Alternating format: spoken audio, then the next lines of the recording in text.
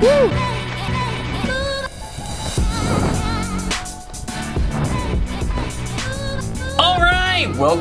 If you're new to the channel, my name is Elliott and you're watching Rickety's Ski Reviews. Today, we're gonna talk about how freeride skiing is killing the ski industry. Oh gosh, this will make people happy. Let me start out with this disclaimer. I think freeride skiers are the salt of the earth. I like the freeride skiing movement. I like doing it myself. I like going off trail. I love all of that stuff. But the popularity of it and the misunderstanding of how to do it safely has caused issues, and I'm just gonna talk about 10 ways that freeride skiing is slowly killing the industry, or at least harming it, at the very least. So if you don't know, freeride skiing, really I would categorize it as just off-trail skiing. It's pretty simple. You can do it like on piste, but if you're going off trail into the powder, which I love to do, but it's had some drawbacks culturally within the industry. So let's just jump into it. I'll make my case and explain it more thoroughly, but no hatred to anyone in particular. I'm just talking about some of the long-term drawbacks that we are seeing that maybe people haven't considered. So number one, this is kind of the biggest one, honestly. Powder hunters, people who only want to ski powder. The problem is that you've created these people. That means that, unfortunately, it's created this winner takes all dynamic when it comes to ski resorts. If you, let's say, give an example, let's say in Boise, Idaho, if Bogus Basin, not that this has happened but lately, but let's say they just got rain and then Brundage got, 2 feet of snow, everybody and their uncle is gonna commute up to McCall to ski that big powder. Or take any other place, take somewhere in Utah, take somewhere in Colorado. If one of these mountains gets all the snow and the other doesn't, now suddenly all of the lift tickets are at one area versus the other. And unfortunately, this dynamic of a winner take all attitude, it used to be more that not everybody cares about powder, and if your home mountain has good groom trails, then you're fine with that. Number two, unfortunately, this has birthed ticket and pass models like Epic Passes from Vail Resorts. If you own multiple mountains in the area, you're basically hedging your bets each year with unpredictable snowfalls, or all over the country. If Vermont, like this year, has the best winter ever and Utah doesn't, well, if those people still traveled from your Park City resort over to Stowe, Vermont, and those, I believe, are both Epic Passes, Epic and Vail still comes out on top. And also with them owning like the restaurants and the hotels, right, they still got paid. And as much as I hate Epic Passes, Icon Passes, all of that, it's hard to, deny that this kind of powder hunter mentality has birthed the model of these aggressive pass sales. And unfortunately, like with that means that they're gonna have cheaper tickets and all that. And if you don't like that model, well, unfortunately, it's kind of been created by this desire to only ski powder. Number three, it's unfortunately created untrained backcountry skiers. We've seen the devastating results of people chasing powder and going off piste when they're uneducated and untrained. They're not like trained in understanding, snow breaking away or avalanche training or even having all of the proper gear, and you're creating a ton of unsafe scenarios for not only them, but also the people who might be downhill of them. And I think that the unfortunate side effect of having people chase powder and it's never enough, oh, well, this was the best day, this is the best day. When you get that picky about it, you kind of just keep chasing things without taking the proper steps. I have no issue with backcountry skiers, but I think there is a growth, from my perspective, a growth in uneducated, untrained backcountry skiers out there, making it more dangerous for everyone. Part number four, this is just kind of a subset of the last one, but it also creates the dynamic with tour guides where they don't, the way it was explained to me, and someone can correct me if I'm wrong, but essentially, when you have these tour guides taking people out into the backcountry, again, I could be wrong, the policy I think for most places is that if the skier cancels, then they don't get a refund. But if the tour guide cancels, then they have to take them on the tour later down the line. The problem with that is that the skier, if you're uneducated in backcountry, which a lot of people who are getting guides, right, they're relying on the guide to be the expert and tell them when it's unsafe. So you have this weird game of chicken. And if neither person folds, then you have a group out there in the backcountry when they shouldn't be. And I think that this dynamic with tour guides that we have in the US currently, at the very least, can spawn unsafe scenarios. So, and you want to talk about killing the industry. That literally kills people. I think also number 5, if you want me to be honest, it's also created this feeling of FOMO and people not listening to ski patrol. You have people going out of bounds in Mammoth where maybe they're doing like avalanche mitigation and blowing dynamite. It makes it unsafe for the ski patrol, it makes it unsafe for the skiers. And unfortunately, when people get so hungry for first tracks, for fresh powder, they're willing to do things that are unsafe and duck ropes. I mean, I don't think anyone should duck ropes, but I do think that this escalation of, well, I need deep powder to have fun, it just drives people to do unsafe things. And people are always going to do that, but I think more and more, the more emphasis that social media and the ski industry puts on fresh powder and getting first tracks is going to drive people to extremes. Number 6, is that where I'm at? Wider skis. Now, this is probably part of where freeride skiing has actually saved the ski industry, because people now, somebody who skis 30 days a year, it's uncommon that they would only have one pair of skis. And I'm not saying that's good or bad, but more and more, the average person I meet anecdotally, they have a couple of pairs of skis. They usually have a daily driver and then a pair of powder skis. So it's probably been good for the industry in having an extra set of powder skis. But that doesn't always happen. Sometimes people just split the difference, and the one pair of skis they get is wider on average. So in the US especially, you are seeing people needing wider and wider skis. But one of the downsides, this is a subsection, of these wider skis, if you look at the build of a wider ski, it has a larger radius. Just construction-wise, when you have a bigger ski, it needs more room to turn. If you go to Europe, you will see people in like 3 rows in their, because they have very narrow skis and they have shorter turn radiuses, they will all be kind of turning in their lane. You can have like 3 corridors of people skiing parallel and they will not touch or get anywhere close to each other. When you have these big wide skis, you need a lot of room to kind of make an arc, and that means you are coming across the hill more, and it means that there is less room per person, so you have not only more accidents, but also the mountain is crowded, like the hill is crowded with fewer people. That's not always a bad thing. Like, I like skiing with open radiuses, but if you are not buying multiple pairs of skis and your daily driver is always that, or you see people who daily drive a bent 110, 120, they are always having to come across the hill. There is no compromise. And that just, it's almost like, not on purpose, but becoming a more selfish skier, which, everybody feels that. The other downside of that, what is this, number 7?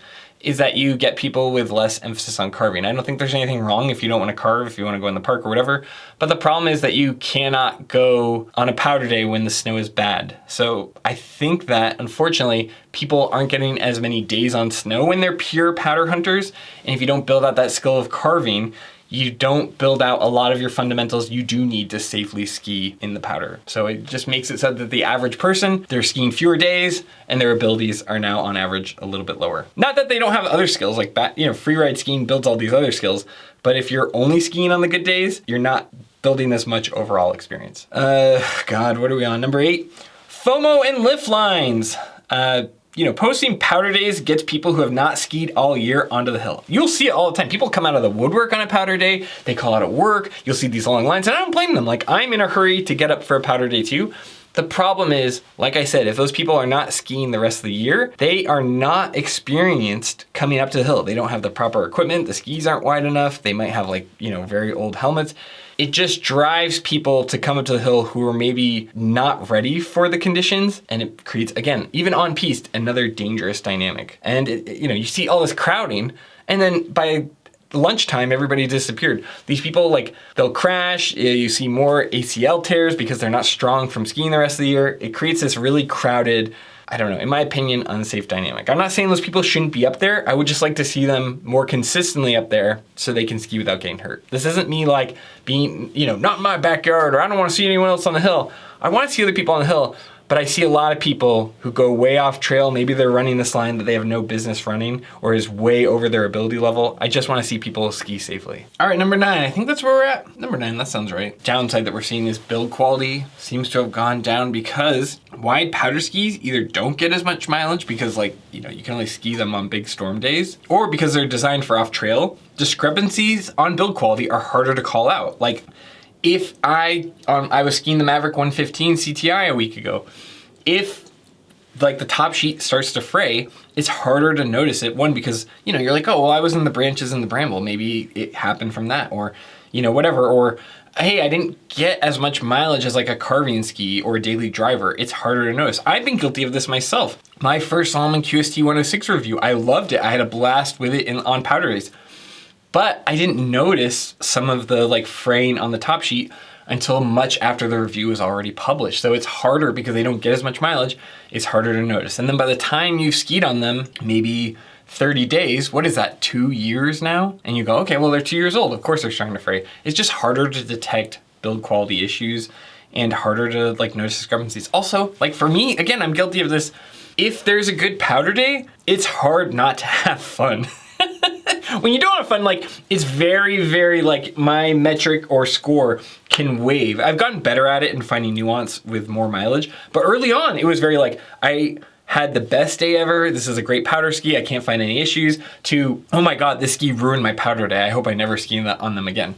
And you know, I feel like I've gotten better, and maybe that's just me being new to it, but I feel like the average skier, the powder days are so inconsistent that you don't always get a good gauge for what you're missing out on or how good something is. So it allows, you know, the manufacturers to be maybe a little bit less discerning because you're just enjoying being up there on a fresh powder day. But I think the biggest one is just build quality. Freeride skis, it's a lot easier to hide the build quality. Say what you want about park skiers, but my God, you want a quick way to find out, you know, how a ski holds up?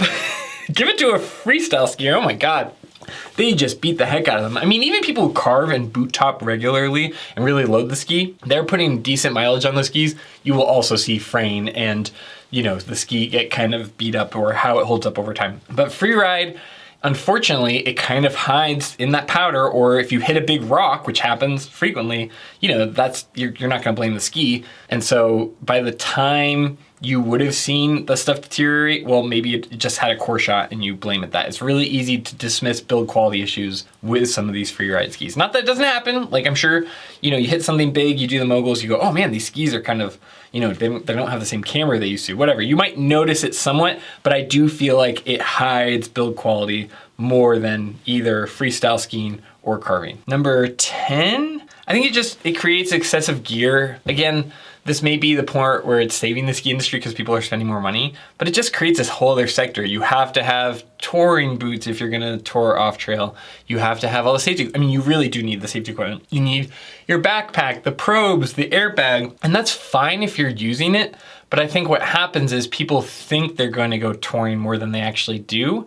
And then that stuff just sits in their closet and then ends up, you know, whatever, in a thrift store or a Goodwill or, you know, in the trash can or in the landfill.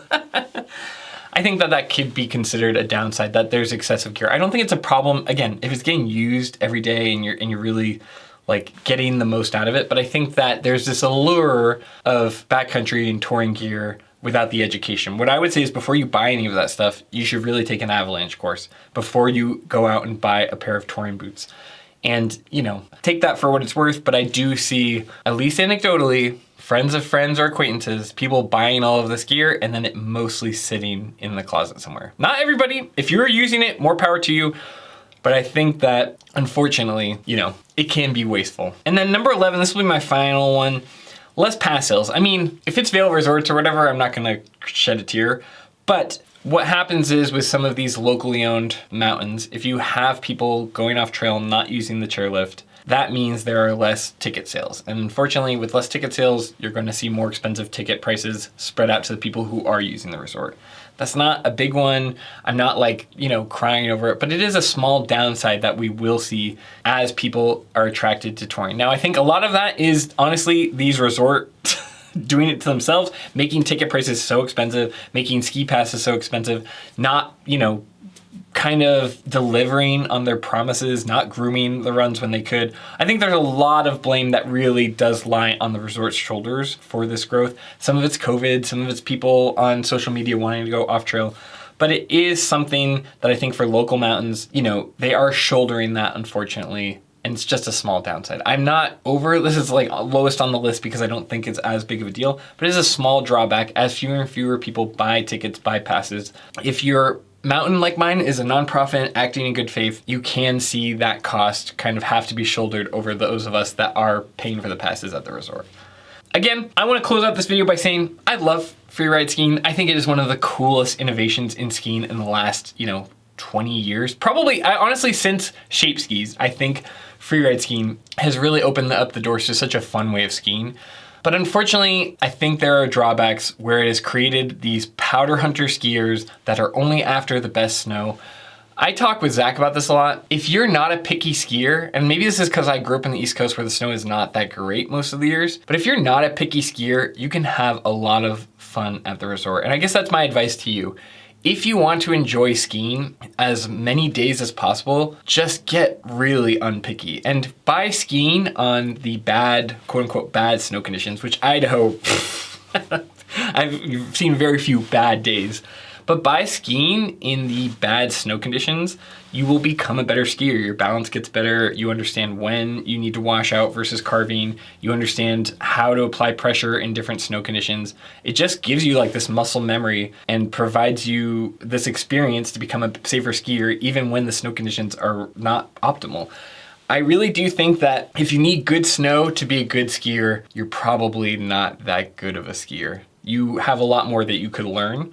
And I would just, there are skis that can fit that. I very much agree with like having a daily driver and then a crud cutter. Maybe get the daily driver first, but having a ski like a Volco M7 Mantra, Stokely Stormrider, Nordic Enforcer that can kind of plow through those bad conditions will make it so that you can have fun any day. I was talking to my dad and we talked about how we both have a pair of skis at the end of the season. You just kind of leave there in case the snow gets really bad in the afternoon because it's going to allow you to still have a solid turn. And I think a lot of people would benefit from skiing on more bad days. I mean, if it's unsafe, I've skied days where it's like 50 degrees and you come to a dead stop because it's so sticky. But the in-between, like the 36-degree days, the 20-degree days, the slightly wet, the after the storm, it's a little choppy. Take the opportunity to go on the groomers and have fun. If you can ski in the powder and carve, you're gonna have fun all year round. And the more days you ski, the better the skier you become. So that's my 2 cents. I don't have any like axe to grind against freeride skiing. I just want to see people enjoy the hill more consistently and not be tied to the weather. You shouldn't have a year of bad skiing because the snow didn't hit you enough. I understand if the mountain's not open, right? You can't ski on grass. But if there's not just as many powder days as you wish, and that ruins your whole year, that's really heartbreaking to me. I wanna see people going up and having fun consistently without, having their joy tied 100% to the perfect conditions. Because no matter what you do, you will have years where you don't get a ton of powder days. And honestly, on those years, when you have the next year with a ton of powder, it makes you appreciate it all the more. I can tell you as somebody who came from the East Coast to Idaho, I would hear people say, oh yeah, we only got a foot today. I don't know if it's worth going out. I couldn't believe it. Even skiing up at Brundage. Brundage, I had a great trip, by the way. I was kind of delayed. I had my birthday and then blah, blah, blah, blah. But going up to Brundage, the first day was fantastic, fresh powder. Second day, it was left over. It was still really good. And nobody was up there. Oh, it's all skied off. No, it's not. There's little pockets. And if you're not too picky, you can have a lot of fun. So anyway, that's my 2 cents about freeride skiing. Let me know what you think down in the comments. If you're shopping for skis, I will have a list of skis down in the description. Those are affiliate links. It supports the channel without costing you anything extra. If you want to support the channel, we have a Patreon. If you are in the Patreon, thank you for helping me make this kind of video where it's not super monetized. I'm not doing a ski review, but it's something I want to talk about. And without you guys, I wouldn't have the freedom to make all of this content. As always, like and subscribe. You can do all that jazz. But of course, as always, just thanks for taking time out of your day to watch my video. I'd love to hear what you guys think about freeride skiing. And as always, I'll see you in the next one. See ya.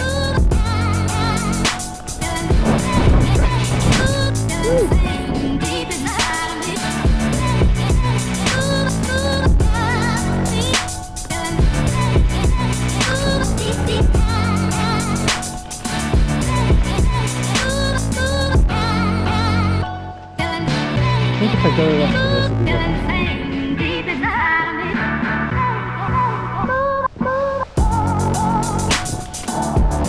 Woo!